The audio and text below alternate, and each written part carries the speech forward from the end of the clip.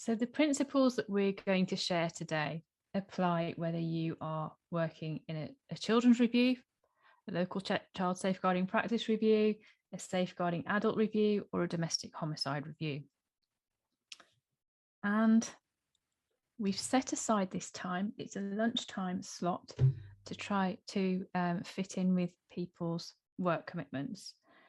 It really is your time, and your participation is going to make this a richer experience for all. So we've built in plenty of mechanisms for that.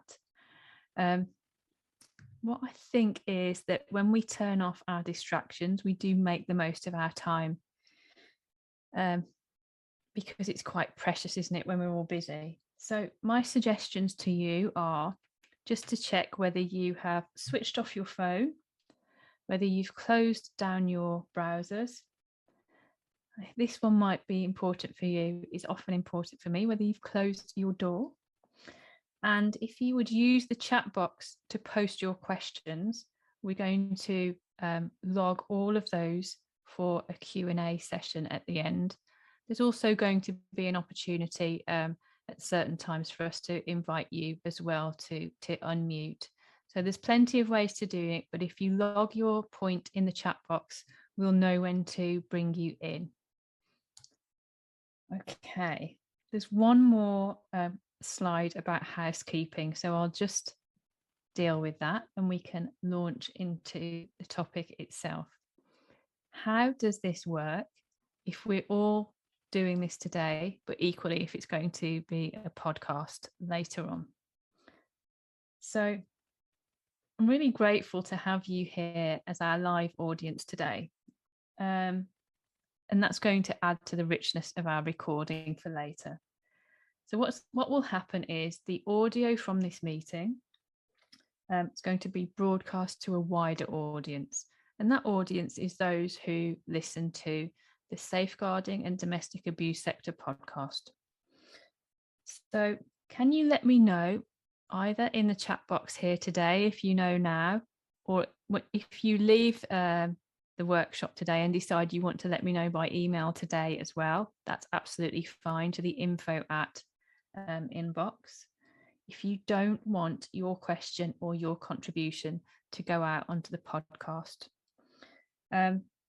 So I do recommend that you subscribe to the podcast. You'll be able to listen to this and to many other pieces of content that are designed especially for those in the safeguarding and domestic abuse sector. We've got a how-to video.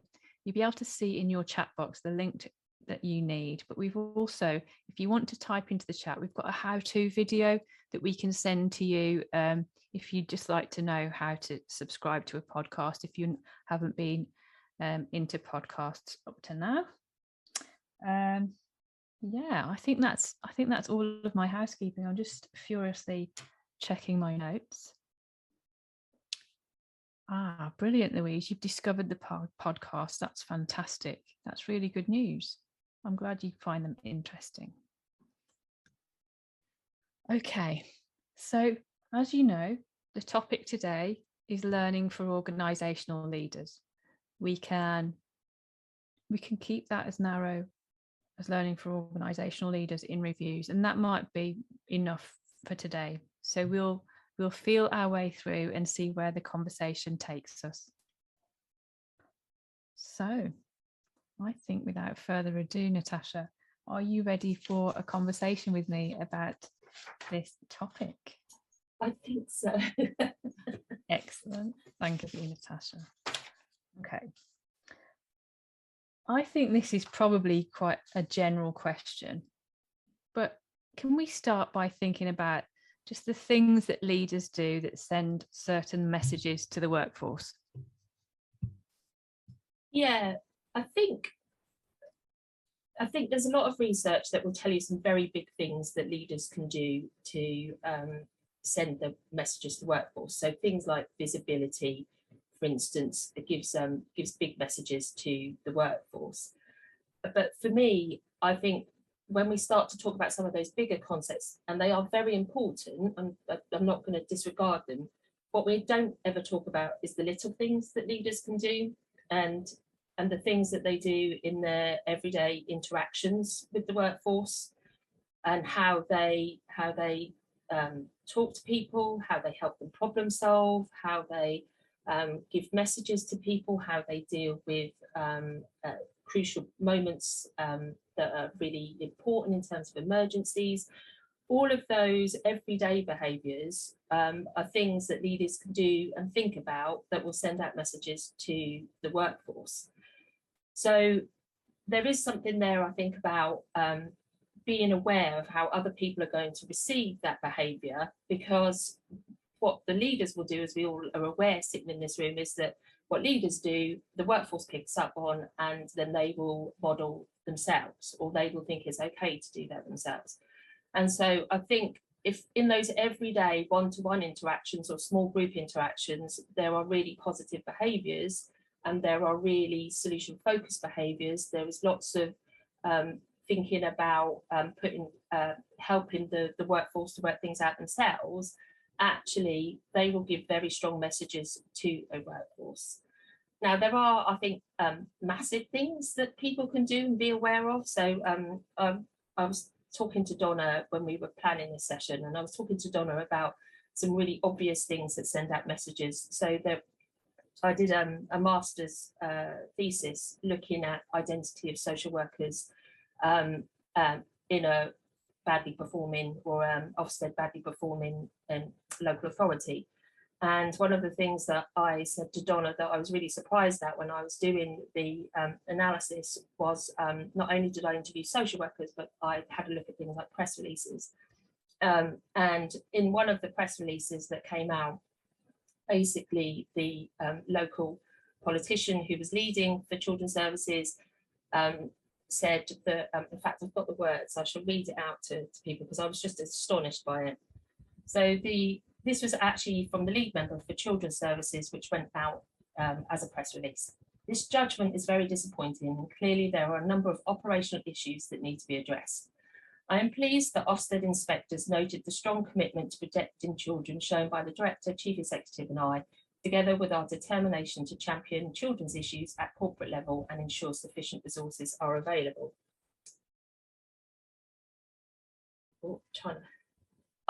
When I read that, I was just absolutely astounded, because it spoke to me that said, actually, look at us, we're leaders, we're doing really, really well. But actually, as a workforce, you've all done really poorly. And I thought within that, there was no accountability for actually what they'd done and the messages they were giving out to their workforce. So that was, that was quite a big thing that people can change in terms of giving out messages.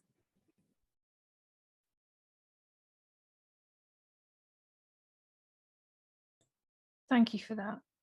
It might be that we get some comments coming through just as I reflect with you on that one. Because what's striking me arises from a conversation I had with Ray Jones recently on the podcast. And he was talking about post-tragedy, that a lot of leaders feel that in order to appear accountable, they have to distance themselves. So instead of making it a time when they would become closer to the workforce, and he talked about sitting and having a cup of tea post-tragedy together with frontline practitioners, that there's almost a sense that I've got to create distance now to show that I am accountable and start talking in a compliance related way, lessons will be learned, etc. So that's my reflection about that. Is it something that, well, we don't appear accountable if we seem to be too close now? Yeah, I think that's an interesting point. But I think when you look at what leaders do, and I've never been a leader in a local authority in that sense at all. So I get that it's a difficult job. I've never been a politician. I get that that's a really difficult job with lots of things to manage. But when an area partnership is really struggling for whatever reason, I think there's something there about saying, actually, there are lessons to be learned, and I'm going to be accountable, and I'm in this with my workforce. And I think that actually there's something about giving the right messages at that time to support the workforce. Otherwise, it makes it really, really difficult, I think, to look at where we can start to improve. Because if the workforce don't feel that you're with them, how are you able to get really good solutions from them? Yeah, I think that's an important question, because once we have created a certain environment and it doesn't feel safe, it's much harder then to pick ourselves up within an organisation and create change. So we've got Sue in the chat, and Sue's raising the issue of just different leadership styles. And I guess that it could translate in many ways, couldn't it, to different leadership styles, Natasha? Got anything about leadership styles you'd like to add? Yeah, I mean, leadership styles, I think, depending on where you go with the different research, will say different things. But for me, it doesn't matter what your preferred style is. I think particularly when there are moments of crisis, there is something about how can you attune to what's going on in the workforce, so that you can then think about what we do next. How can you understand, and that might not necessarily be your preferred way of working, but actually, particularly when there are crisis moments, there is something here about really getting a feel for what is going on in your workforce, I think. And the workforce will see that that is what you're trying to do. I mean, the original question is about sending out certain messages. And actually, when we're talking difficult times, we want our leaders to feel, as a workforce, that they've got our backs. That's so helpful. I think that's a helpful reflection. So in my past role, I was a leader in a large organisation, a local authority, and I was close to politicians because they would come to me for advice. So I mean, when we created those two separate containers to put this into, Natasha, we talked about the day-to-day and we talked about post-crisis, and they probably both require some thought. But I think one thing that can happen to a leader who's become distanced post the tragedy, it's then harder to come in and be close when it gets back to day. So I think there's a difficult line you cross if you haven't maintained your closeness with the workforce, when you then want to think, right, well, we're back in day-to-day mode now. I think that barrier is hard to cross. Yeah, I would absolutely agree. I think because in order to move forward, that barrier does have to be crossed. Otherwise, another leader has to be brought in. And actually, with this particular local authority, there were several leaders brought in before it's hit on stable leadership. And actually, that stable leadership has made a massive difference. So there is something here about, as a leader, in the day-to-day, acknowledging what everybody else is doing, and particularly when there is a crisis, being able to acknowledge your role in that everyday doing, so that it doesn't become an us and them, because that's the last thing you want in terms of your leadership and the workforce. Great, thank you. Sue, would you like to comment at all about different leadership styles, or is that enough what you've put in the chat?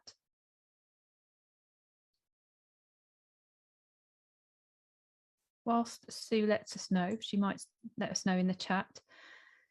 Viv, it's also about a leader managing change effectively in times of crisis. Yeah, I'd really agree with that, Viv. And I think that's partly why I'm also saying that actually knowing what's going on at the day-to-day, being closer on a day-to-day, can help you manage change as you go along. Because we tend to think of change in big chunks, and lots of change management programs are massive, big chunks of change that people do. And we've got much better at it in terms of organisational learning, in terms of how we do some of those big changes. But if we think about it, change is always happening. Every day we go to work, something little will be different. And so if we're close, if we understand that day to day, it makes it much easier if there is a crisis to then manage that change effectively, because you know the workforce knows you, and I think you just have more credibility in terms of managing that change. I don't know what you think, Viv. I absolutely agree with you, and I think it's like you say, change doesn't have to be big chunks. In an organisation I've worked with previously, when we had a crisis or a tragedy, we would work through an exercise called the House of Change and work with people to move them through and look at what we could learn from that as well, particularly. So thanks for that.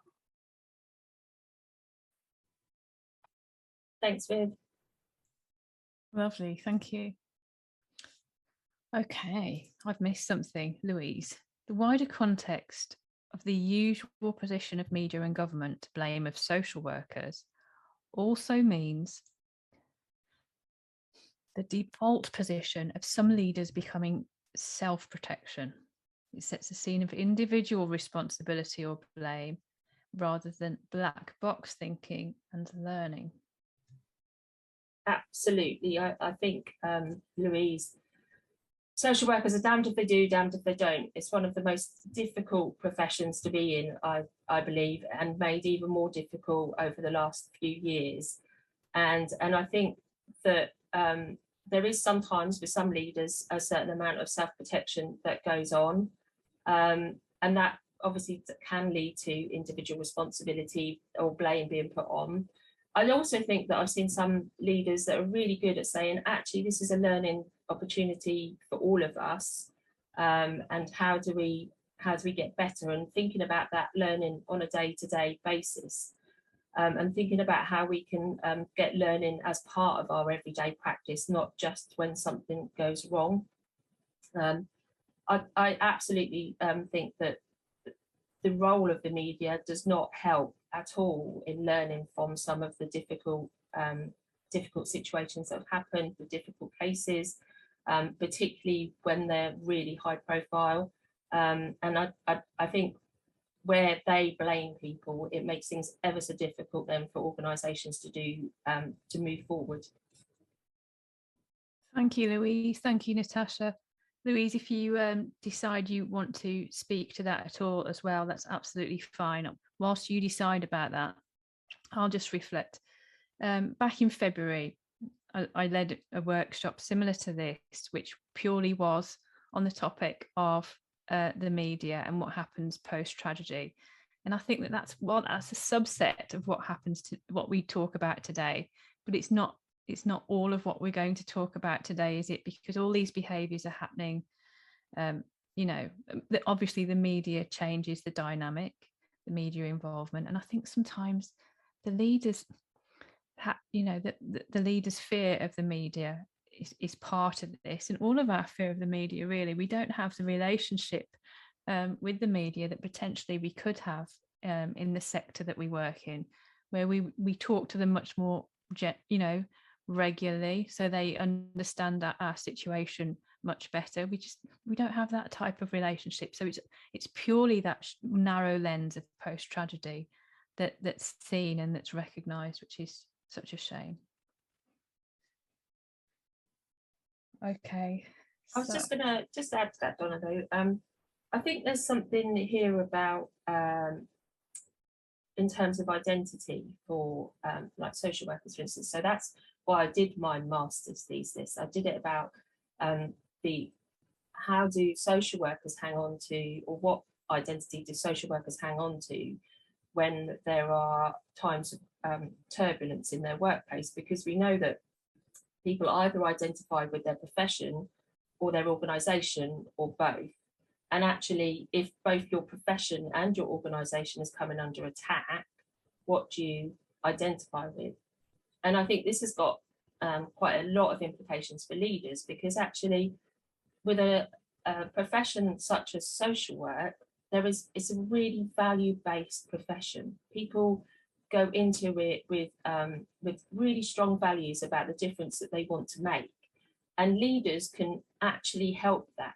They can assist that. They can facilitate that. They can create conditions that allow people to be able to live those values and do the jobs that they really want to do. And that can help in terms of turbulent times, I think.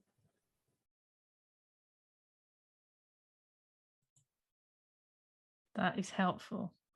Well, we're going to talk more about creating the conditions, but I think that's a really interesting point. Thank you. Before we come to the conditions themselves, Natasha, is there work, and this is going to be more about day-to-day than in that post-crisis phase, but what is that baseline foundational work that is helpful in improving the culture of confidence for the workforce?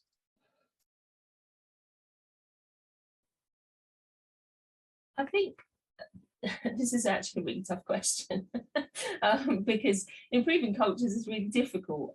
But I think there's something, I was thinking about it the other day, and there's almost something about treating it a bit like a research project, a thematic analysis. When we talk about improving cultures, we don't tend to start from the bottom up. We tend to think about, we might go to the workforce and say, what would our values be, for instance? What sort of culture do we want to work in? Or we might say, actually, this is going to be our way of working. We introduce a new way of working, but we don't really ever start from the bottom up and say, actually, what is our culture of working? And so it occurred to me that perhaps one of the things that could be done is actually starting at the front line and starting with children and families, because that's my background, starting with them and saying, well, what would you want? What are the cultural values you'd like to see? And then once we can understand some of the cultural values, going back to the social worker, what's the value of the social worker? Why are they doing the job that they're doing? We can then start to think about our positioning. How are we positioning ourselves? How are we looking to do something different? And then we've got an almost bit of a pathway. Where are we now? Where do we go next? And then we think about our day-to-day habits. And by that, I mean our day-to-day practices of what do we do?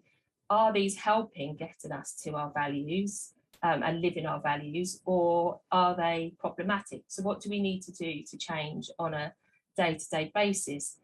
And in this way, I think there's something about being able to trust people doing their jobs. There's something about, our workforces are extremely competent. They're very well qualified. It takes a lot of years to study to become a social worker, to become a nurse, to become a police officer. We don't just allow people to go and do this.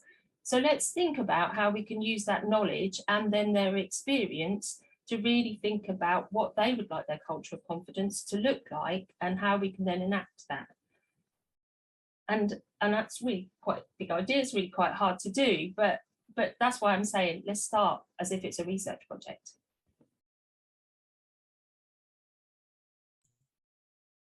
That's helpful, considering it in that way as a project.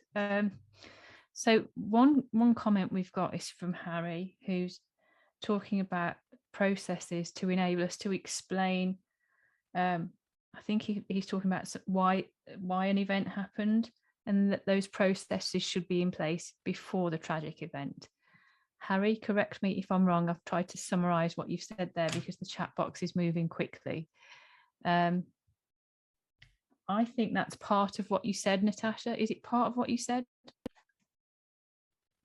Yeah, I think so. I think I'm just sort of reading what Harry's written, and I would agree. I mean, we're talking about change, we're talking about creating something, we're talking about improving, and so that has to be done on a day-to-day basis. That can't just be done at the end of a review. And I think we know that reviews come up with many of the same lessons that need to be learned around things like communication and multi-agency working. So how are we, and that is just one part of, that should only just be one part of our learning system.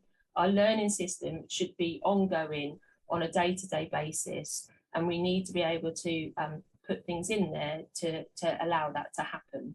I see Harry's just put his camera on. Did you want to come in, Harry? Yeah, I'd like to speak to this. I think to go straight to a useful example, if we remember that each of the agencies, particularly health and the police, but also to some degree, local authorities are in the business of reputation protection. Here's an example for you. I was working briefly as a learning manager for a safeguarding board, and I think it's Dr. Fisher from the Department of Education at the time suggested that we should learn from aviation and maritime, and now I'm working with the Safer Safeguarding group with pilots and people from Chirp who do the maritime stuff, about near miss reporting systems, because they've proved very successful.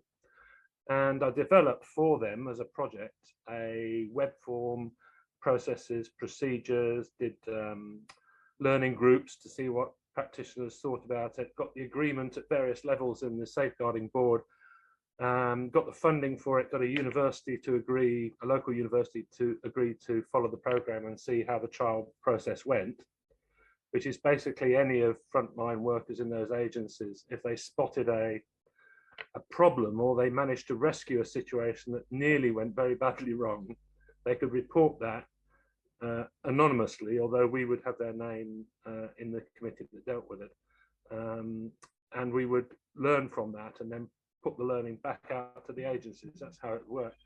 So it looked very promising until it went to the executive group of the Safeguarding Partnership, having worked on it for 6 months, and I waited outside to go in and present it, you know, the old PowerPoint job, to get it signed off by the executive of the partnership. That's the executive people from police, health, education.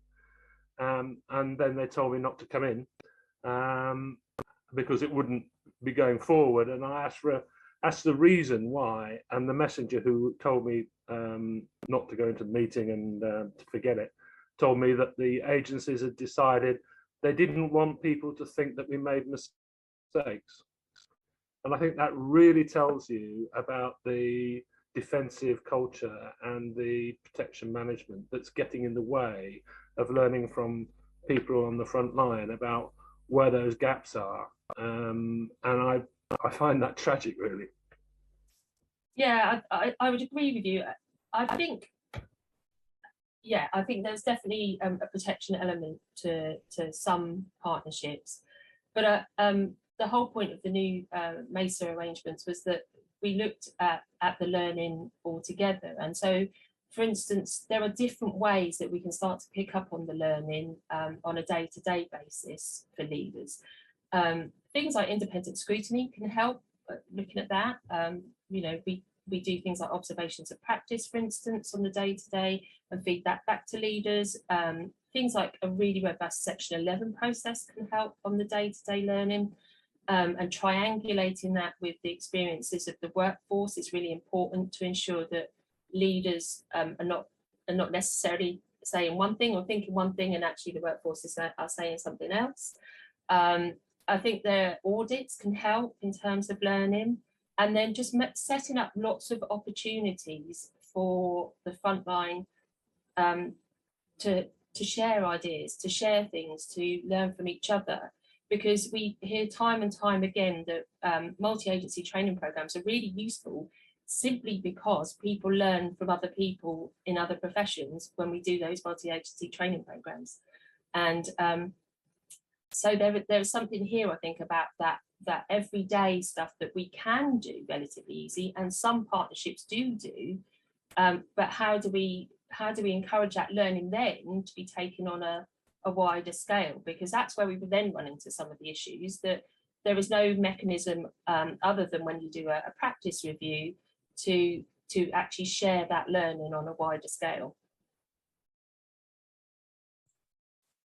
Thank you, Natasha. I think that when we come into, you know, obviously many incidents, many situations don't come to an independent review, but those that we do come into as an independent reviewer, we can we can pretty much immediately pick up the way in which the tragedy has been responded to within the organisation, because the review almost needs that top-down blessing. The participants in the review need that signal that yes, we're now ready for some open learning. So what leaders do is hugely important there, and I think it's really important to separate out, you know, all those humans within the agency will all be, you know, feeling differently, and it's important to understand how individuals all feel, as well as some of those unfortunate and defensive reactions that might be around, that it's still possible to you know, come in and use the right kind of approach as an independent to encourage open learning. But yeah, the reaction of leaders post tragedy is hugely important as well. Thank you. Okay, this is another hard question for you, Natasha. We're coming on to this one about creating the conditions for this culture. So we've got our foundational work about how we're speaking and behaving and interacting all of the time. But when we're particularly thinking about a culture of confidence and safety, what kind of conditions themselves will lend themselves to that culture? That's what Harry said. I think that being able to talk about those near misses, I think, are very important. Having the opportunity to talk to others, having the opportunity to learn from others, and also not feeling like the partnership is working in silos, because when we start to talk things like thresholds, that can almost seem like barriers to being able to create a culture of confidence and safety, as opposed to sharing the risk in terms of families and having the right services in the right places at the right time. I think this is a really interesting one, because for years and years and years we told people in safeguarding training to always, if you've got any concerns, always speak to somebody above and talk to children's services if you've got any concerns. And I think it almost generated sort of false sense that social services, children's services can take things on and actually nobody else needs to do anything. And what we forgot to say when we were given those messages in the training is, yes, you need to pass your concerns on. We need to make sure that we're getting the right support at the right time, but your job doesn't finish. And actually you still have to be there to work with the child, the family, the vulnerable adult. You still have a role in this. And by having the role in this, we can be much more aware of changes. We can be much more aware of higher risks. And actually then we've got a proper team around the child. We've got a proper, with the child at the focus, the family as the focus.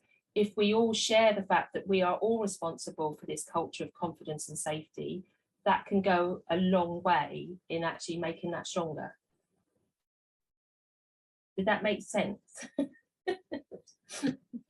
It absolutely made sense, and that's where when I'm scribbling away, it's because I'm integrating it into what I hope today will be as well, Natasha. And when we get into, I was speaking to members of my reviewer team recently and talking about interagency blame.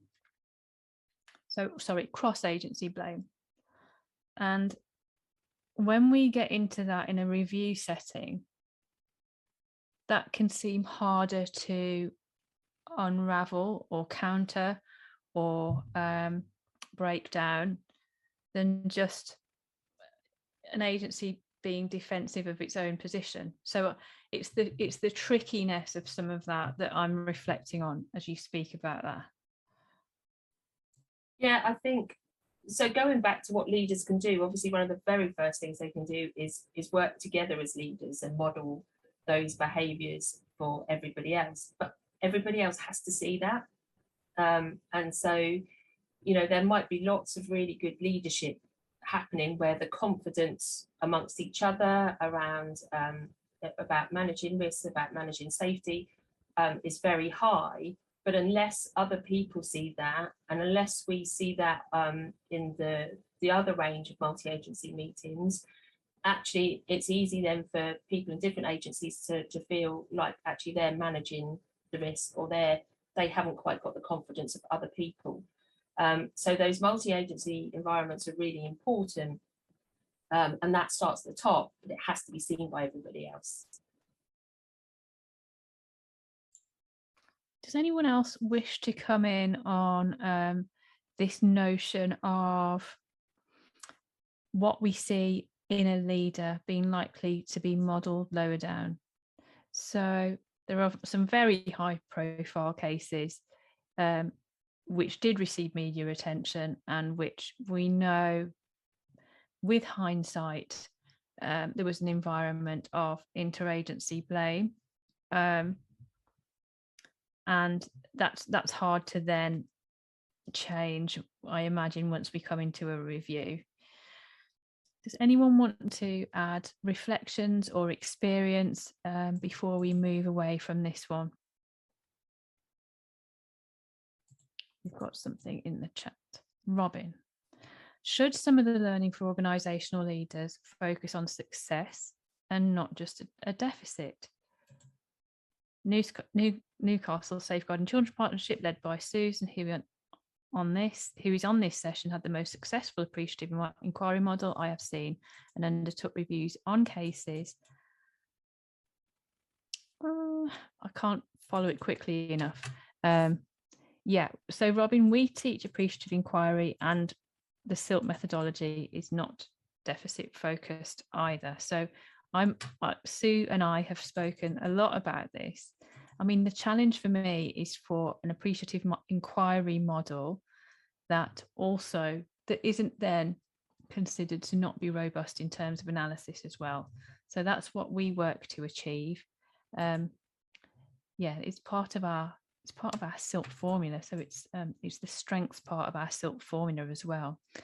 So I'm absolutely behind you. If we don't publish success, our communication with leaders and the press is one-sided.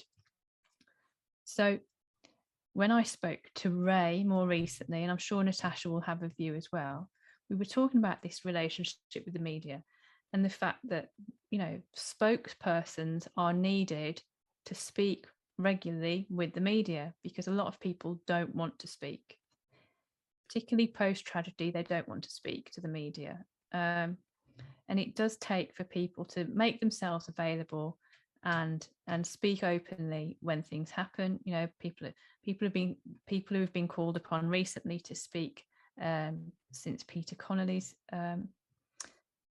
mother was released. There's many occasions when people do not want to say anything. So I think the responsibility is with the media to be more interested in what we do day to day, but also on all of us to be prepared to actually say something and make ourselves available for that. But thank you for that, Robin. I can see Sue is appreciative is a good word. Sue is grateful for your comments about appreciative inquiry. Does anybody else wish to speak about deficit focus and appreciative inquiry? We've just led our first certification on that for the SILT reviewers. So it'll be exciting to see how that starts to come through in our reviews. Because as I've said, I'm still clear that being appreciative in our methodology doesn't necessarily mean that you don't also have a robust analysis. Let's see what comes through on that. Natasha, would you like to add anything? I was going to ask Susan if she was comfortable to talk, because I'd be interested to hear how that went. Having looked through, having just been part of the research team for the last lot of series case reviews, we actively search as part of the analysis for the identification of really good practice or good practice. And actually there's a lot, as you said, there's a lot of the reviews that don't highlight any good practice. So I'd be really interested to know how that went, Susan. So for us in Newcastle, just to clarify, I'm not working in Newcastle anymore. I've decided I've taken the leap of faith to being independent. So, but the work I did do in Newcastle, we had a subgroup of the Safeguarding Children Partnership specifically that looked at success cases. We also had a case review committee which looked at, where there'd been a serious incident. But the fact that we had a separate group that come together, probably, I can't remember off the top of my head now, quarterly or something like that, were encouraged to take this methodology back into their organisation, and for practitioners to refer via the group members any cases that they thought were worthy of, further sort of scrutiny in terms of what worked really well. So we had quite a lot of cases come through, and we did celebrate the success, and we did usually we published them for the wider learning and shared them with colleagues. But yeah, I mean, it doesn't have to be a difficult methodology. You just have to get the right people in the room who've got the interest and motivation to want to do it. I think what's really interesting about that, Susan, is because at the local partnership that I'm involved in, we've been trying to do that for a long time, but there's issues with things like, well, what do we say is a successful case? What do we review? So actually, I'd really like to talk to you afterwards about this, because it sounds like you sort of got to some of the knotty problems that we've really struggled with. But what sort of parameters did you put around the case in terms of saying, right, this is what we want to look at? We obviously developed terms of reference, but I think it was very much, if somebody had a referral and they wanted to discuss and share the learning from this case, we would just accept it. It was obviously, you had a number of different agencies who, if you feel good about a case and there's been a positive outcome, and there are things that have worked really well, then we would just accept it and have a look at it. And it didn't have to be a lengthy process, because you could take away using appreciative kind of principles of what was working well, what would we want more of, what would we like to see more of, that kind of thing. You could actually review these success cases very quickly and simply. Great. If you could pass your details on to Don for me, please. I will I'd really like to be able to talk to you more about that. Will do. So I'm going to add a layer to that, because we've got time before we move to the next point. I guess that, to reflect on what we've been doing over the last year on this, is that it's not, as Sue reflected, it's not really the intricacy, it's the correct use of questions. And also it's the correct identification of what we mean by strong or good, because in what we do, we're not looking for the strength of the outcome. Okay, so it's not necessarily confined to a good outcome case. It can be any of the cases that we're looking at, but what worked particularly well in that case. So we're not looking for something that's over and above the day job or particularly, strong or outstanding. It might be something that worked extremely well despite it being a poor outcome case. So I think that's when we take the cases that do come to review, but look at all kinds of practice, including standard practice. If you have practice that's a 0 up to a 10 that's strong, we're looking at practice that's all the way through the scale. And what conditions we can create to move it further up the scale from 0 to 10, from whatever rating we give it, further up towards a 10. So I'm not sure if I would necessarily always think it's about the outcome of the case, but just looking at that particular piece of practice, even if it was a poor outcome. Yeah, and I think what's really important there as well is it's about the everyday practice. Yeah. Because some of the reviews I read for analysis would talk about good practice, but it was really about the social worker, the teacher, whoever, the police officer, going above and beyond perhaps what we'd expect, and actually was far more than you'd expect them to be doing. It wasn't just their job, it was actually more than their job that they were doing. And I think that can set a worrying precedent for professionals when you highlight those cases, because obviously we want people to be able to do their jobs well. We want people to have the freedom to be able to do their jobs well, but that shouldn't mean putting great stresses on themselves in order to get that outcome. And so some of those messages, I think, be quite worrying and damaging for leaders to take away. Thank you for that, Natasha. Sue, I have noticed your hand, so I'll be with you shortly.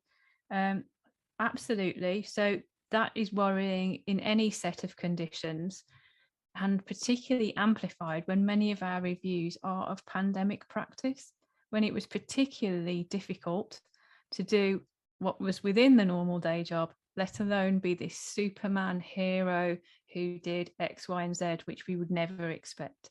So I think it's taking that narrowness away from it so that we can embrace far more practice and learn from far more practice. Thank you. Sue.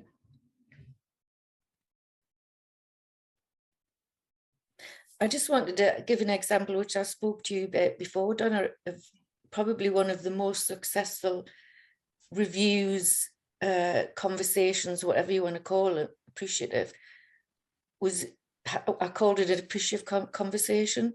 And it was in relation to a young person who used to go missing regularly, and mum was past herself with worry and such like, and services got involved. And anyway, to cut long story short, it really turned around for the young person. She stopped going missing. She engaged with services, and the risks to her significantly reduced.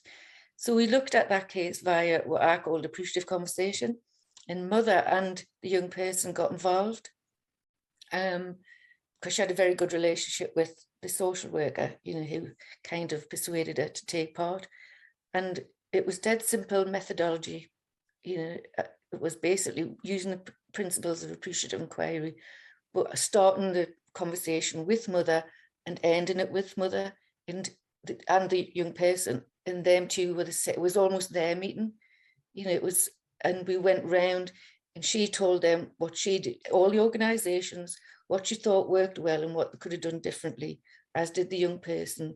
And that's probably the best learning that event or that I've sat in or facilitated. And I think for things like this, they can be really simple. It's how they're facilitated, and like Donna said, it's about asking the right questions. Thanks, Sue. So I'm enjoying this conversation, but I know that we need to move on shortly to recommendations and action plans. But my final reflection on this is there is a lot in the fact that we have been deficit focused for so long. So as a team of reviewers, we would sit there and we had a facilitator and scripts. And even with the script there, those who were new to being an independent reviewer found it much, much easier to ask the questions in an appreciative way than those of us who are so deficit focused, because we're so used to doing that for many, many years, and we're quite conditioned. It's almost like, I want to ask it this way and I've got to try and ask it that way. So we've got quite a lot of work to do to kind of turn that whole tanker around. It's something that we've been doing for a long, long time. So yeah, we just our methodology is practice. It's the only, I think that's the key to this. Okay, so let's have a look at what we were going to talk about next. When it comes to reviews, Natasha, relatively few recommendations are aimed at leaders. Shall we, as a group, and Natasha, would you lead us with a hypothesis as to why this might be? Why are we not doing this? Oh, I feel a bit of a fraud doing this, because actually this room is full of reviewers, and so they'll be able to hypothesize better than I can. From an independent point of view, I imagine that part of the problem is linking some of the strategic issues directly to cases, because when you're doing the day-to-day, when you're looking at the day-to-day stuff, it might be easier to identify where communication broke down, or where a policy didn't work, for instance.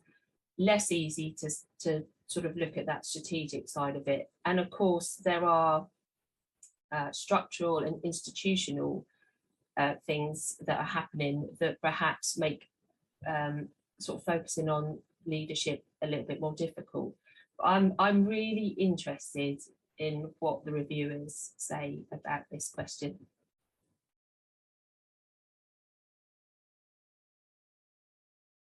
Can anybody add to this? You are at the end of your review. You've gathered a lot of learning. Is it not occurring to you that by directing the learning at the leader, you're going to create additional learning, create new types of learning? Or is it this strategic side that it's not easy to do? What do we think?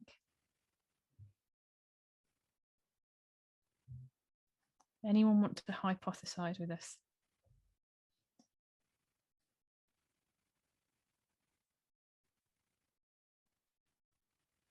I've got a simple hypothesis, Natasha. I think we're stuck in a rut. I'm not sure if it's even about ease. I'm not sure if it's even occurring to us to do that.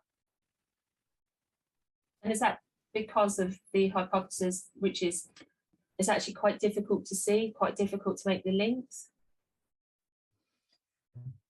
Okay, I think we've been in, so not only have we been deficit focused for a long time, I think we think that compliance mode is going to really nail down the best results. So I feel like so much of what we see in recommendations and action plans is compliance focused. So it's more top down. I think there are lots of recommendations that you see which are about like the partnership, for instance. Yeah. And of course they are our leaders. We've got to remember that the partnership are our leaders of our individual organisations. So there are those ones. I think, is it something about it's quite hard around accountability maybe for leaders about some of those leadership decisions? Not that they won't be accountable to them, but it's hard to see who can be accountable to them. I'm distracted, Natasha. I'm distracted by Nikki's point of it depends on the leadership group. Do they work together? And I think, does Nikki mean within a partnership? I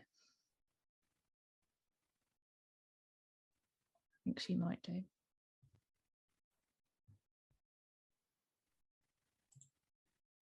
Those who work well together and are willing to be accountable. Oh, I'm so sorry. The chat box moves too quickly and my screen's not big enough to see it all. That's okay, I can see it. So Nikki, thanks, Natasha. Those who work well together and are willing to be accountable, they're open to hearing the learning to take it forward. However, others just want to be told how their practitioners will practice differently, partnership or from organisations.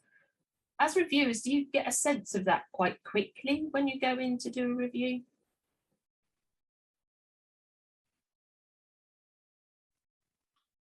Shall I go in there? Yeah, because I was just wondering if that does affect the approach, because you feel very quickly that what the leadership are like, and you'll know maybe what they will listen to or not. I think a lot of the time we don't know. We don't know the answer to that. So coming back to how easy, do we think it's an easy one to get through? Something that we were speaking about in our group on Tuesday, but sometimes we have a discussion on a Tuesday lunchtime, was that some of them are quite easy and some of them can be quick when we're directing at leaders. So to ask for organisations to create a champion role, for instance, that can be a relatively easy and a relatively quick measure to implement if you think about that versus a huge piece of cultural change, or even a training initiative that can take a long time, can't it, and not be that easy if there's not something to just tap into. So I think in terms of ease, some of these can be easy, but whether they're perceived as hard because we're not used to doing it, I don't know. I don't think we generally know what the leadership is like in many of the organisations that we're working with in a review. But somebody might say, I think we do. So I'd love to hear that as well. Okay. So we're not, go on, Natasha. No, I was just going to say, I wonder if things have changed, actually, whether things have got easier to maybe make recommendations to leaders, or is it still fairly difficult to sort of identify those? In terms of thinking about learning now and moving forward, and so much learning that we have, I wonder if there isn't something there about making it easier. Not really sure where I was going with that, but it's just a random thought. Well, it's led me somewhere, Natasha, in that I think that if we want to move away from creating layers of repetitive recommendations, then this is a new place to take it. So we're not repeating what we've said many times before, which is change this procedure, revisit that procedure. Let's do some training. So there's a couple of people who are leaving now, but we'll make sure that we send the replay. So let's move on to this idea of workforce compliance. And Natasha, you and I have spoken before about it being compliant with a set of thresholds. So this is in improvement plans a lot. Do you think that's an effective approach for solving problems? Yes and no. Generally, if people aren't complying with the things they should be, then obviously those recommendations need to be made, don't they? Because there are a reason that organisations will have for doing things. However, just saying that putting this in and people complying to it is going to make a difference isn't actually going to solve much at all, because there's a whole bit of work that needs to go around that, around understanding of why compliance might be necessary, but also thinking more generally about actually what is it that we're trying to achieve, and if we don't comply with this, then perhaps we're not going to achieve it. And then thinking about those day-to-day practices, because if we just say, right, you need to do this and you must comply, what does that really look like in practice? Are we talking to people about what does that mean for my everyday stuff? What do I have to do differently? Where do my values fit in with this? How is this going to help the child, the family, the vulnerable adult that I'm working with? Those sort of questions, I think, are really important when we're talking about compliance. Thank you. Okay, I'll keep an eye on the chat to see whether anyone wants to add or anybody wants to unmute on that. I guess it seems to me that let's think about the context of diminishing resources. That's been our reality for quite some time. If the outcome of the diminishing resources is that the thresholds get higher, how is that experienced across the multi-agency network? And then where does compliance fit in with that? I think the easier one to say around that is around how is it experienced? And it goes back to that culture of confidence and safety, doesn't it? And about thinking of how we're supporting people to manage cases and manage situations where it might feel really risky to them, where it might feel really unsafe for them. And so the threshold might have got higher, the resources might have got less, but then we're expecting other people to do more. So actually, as a partnership, how can we really help them hold on to some of that? How can we really think about that the solutions moving forward, working with the child, the family, and thinking about what's next? And that appreciative conversation, I thought that was a really lovely example from Sue around that. It was really simple stuff, but how do we help everybody be able to do that? Because there are a lot of people that won't be able to have that appreciative conversation. And so how can we get a culture that helps them do that, so that we can so that we can manage some of those thresholds, because that will help manage some of those thresholds, I think. And in terms of compliance, what are you sort of thinking about there, Donna? Okay, so if the place that the learning often leads us to is, you know, we want people to comply. We want to see compliance with that, our policy. Some of the magic, it seems to me, is going to happen in supervision. When I start talking about learning for organisational leaders, I often feel that more senior leaders could do more to support what I keep referring to as the magic that happens in supervision. So when we're directing our learning, we've got to think about the right level of leadership as well. There were reflections when we talked about it on Tuesday about directing learning or improvement action at those who are there and trying to deliver the supervision, and that sometimes they're too hard pressed to carry through on the action that's been directed at them. It feels like the support for supervision begins to come into focus here for me, because what we know about, so if we're in a dynamic and fast changing situation and decisions are being made on the ground, it might not be about what we've remembered from training or what's sitting in a policy. It might just be about who we're managing to speak to as we make those decisions. And it keeps coming up for me that supervision is important. I've really rambled there, Natasha. I don't know. No, you haven't. And actually, it's made me think about a couple of different things as well, Donna, because it's not just supervision, it is those odd moment of conversations and how they get handled. So one of the things that I've had feedback from and heard is that for some people, not being in the office so much has affected some of that day-to-day learning that you can do with each other, that day-to-day reflection you could do over a case.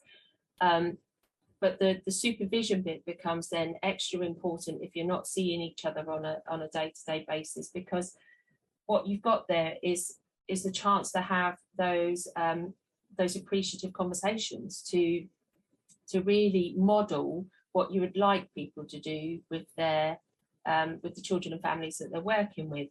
And of course, there are some agencies that don't have any supervision at all. And, you know, partnerships can actually help with that and think about how can they get some partnership supervision in place to help people to manage those higher thresholds. And there are partnerships that are doing that multi-agency sort of supervision and reflective practice. So it's those opportunities to have the supportive conversations, and that starts with leaders. So if leaders are asking the right questions of people reporting into them directly, if they are having the right conversations with them, and not just telling people what to do and solving the problems for them, which you often see with leaders, you know, they want to, not coming from a bad place, but they want to be able to help solve a problem, so they solve a problem. Actually, what that doesn't do is really model what we want to happen elsewhere. So it's about thinking about those really supportive conversations happening from leaders through to that front line, and then as part of your day-to-day conversations.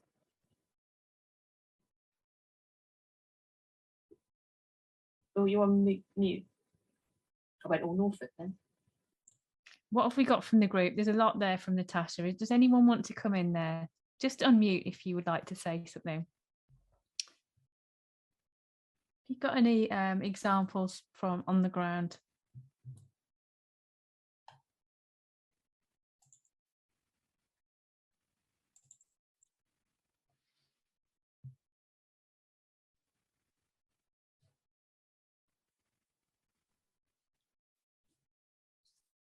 Okay, I'll move in a little bit in a slightly different direction. When a review, or yeah, let's keep it within the review for now.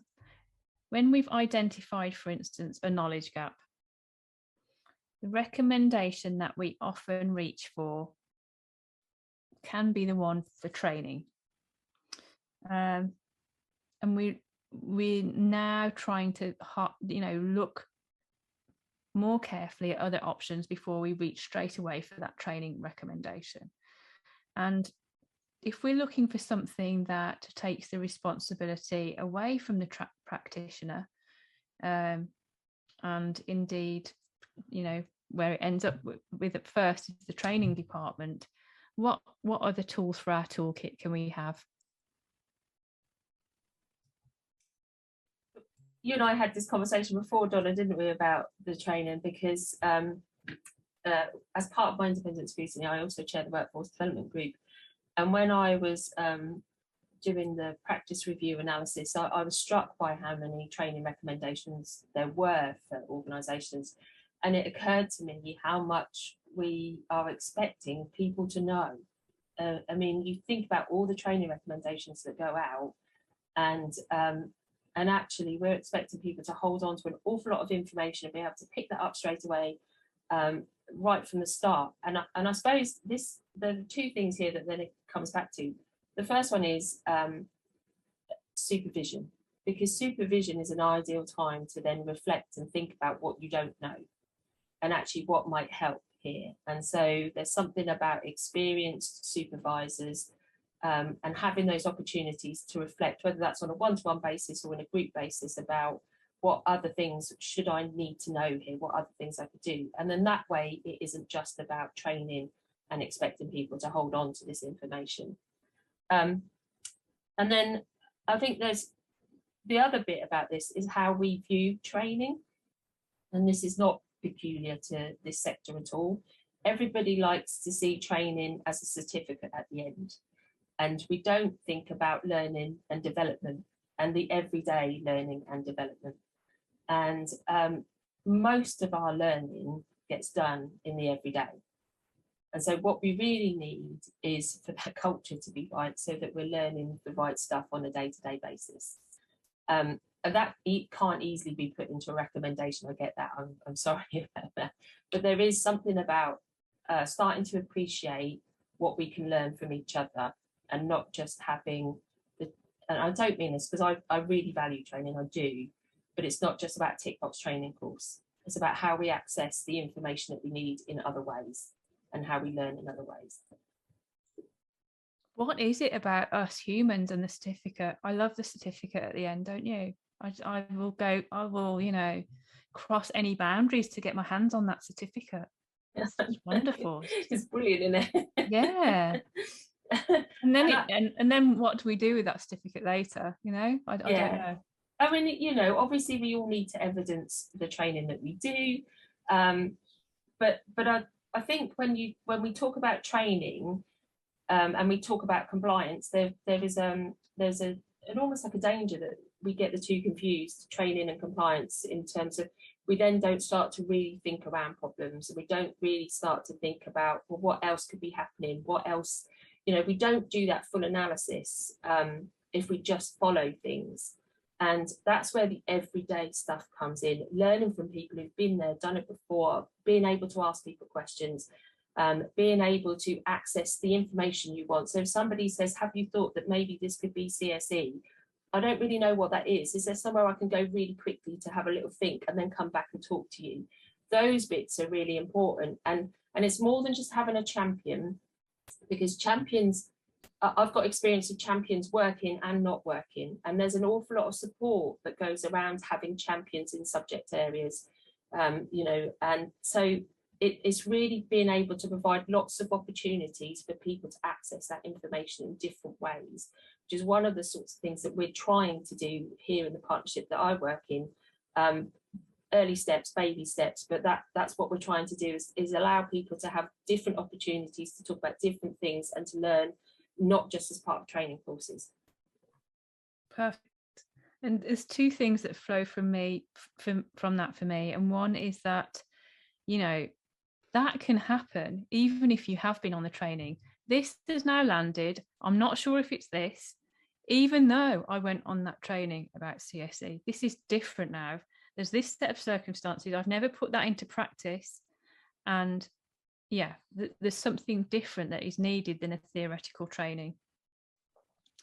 There is that. And also, for me, it's almost with champions, It's the fact that a senior leader is visible as the champion, and that's step one, which is really important.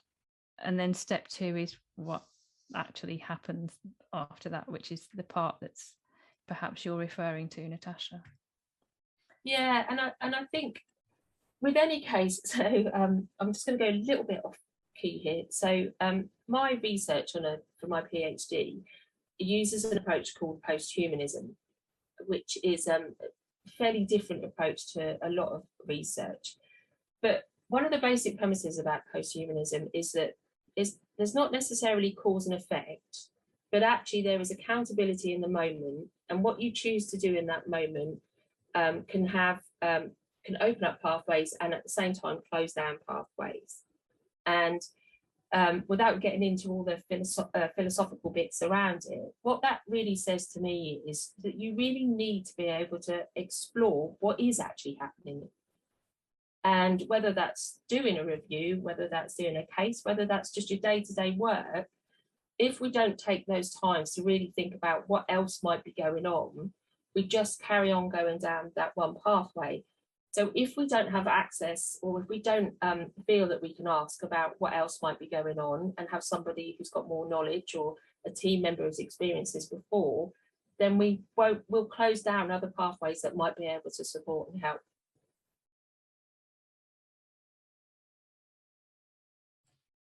Okay, and that's dangerous. Thank you. Okay, so while everybody decides if there is anything that they would like to make a point about, I think Kelly will collect these up in the chat. Thank you, Elizabeth. I'm going to kind of ask you now as a group to have a look at what you can actually do with anything that we've been talking about today. We hope that there's something you can do with this, not that it's just something to listen to. So could you type into the chat box if one, encouraging champions is something that you're interested in, two, that you want to contrast measures of compliance with a supportive style action plan, three, creating the conditions to support the front line, four, if you're interested in alternatives to the training recommendation, and five, all of the above. Elizabeth is a 5. So Elizabeth's thinking about her recommendations there, I guess, and wanting to look at all of those. That's super helpful. Anyone else? Sharon, 5. Viv is a 5.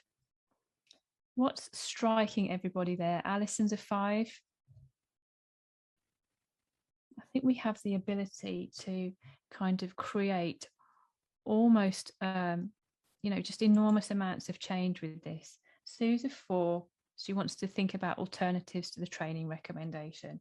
And what I'm suggesting here is that so many reviews now are very swamped in detail, swamped in the story of what happened. They're very deficit focused, and they're often adding, more and more layers of these repetitive recommendations. So just that we're here and thinking about this has the potential, to create enormous amounts of change, take burdens away from partnerships of this repetitive layers of activity. And I think that's important. No, Elizabeth had to leave. I think she said something before she left, which I missed, but I do apologise, Elizabeth. Oh, that was when I was talking about post-humanism. I think we used to call this reflective practice. And it's it's a little bit more than a reflective practice, but reflective practice helps that approach, if that makes sense. But yes, definitely reflective practice is one way to enact the post-humanism that I was talking about. Yes, actually, that's why I wanted to ask you about it. Is it the same as? Because it's more because it's a whole approach to not just work, but actually I think reflective practice is a very important part if you're applying it into the work environment. Thinking about how reflective practice can help you. Post-humanism also talks more than just about person-to-person stuff. It talks about other things that you can perhaps learn from, but that maybe is for another day. Oh, yeah.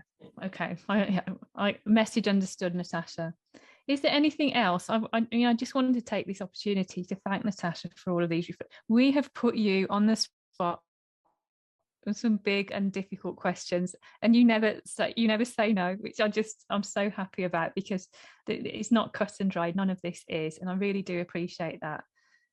Sue, and I thank you for your shares as well about your appreciative conversations. If anybody wants to stick around and talk to me about training or anything else, please do. But yeah, I'd just like to say thank you to everyone for making this such a rich conversation. Really, really good today. Thank you.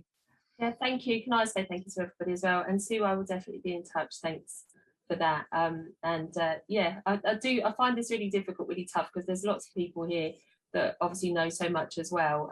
But if in any of this, if I can take away some learning, if anybody else can take away some learning, then it's always good. Thank you. Thanks for your comments, Louise and Viv. Thank you very much. I'll stop the share.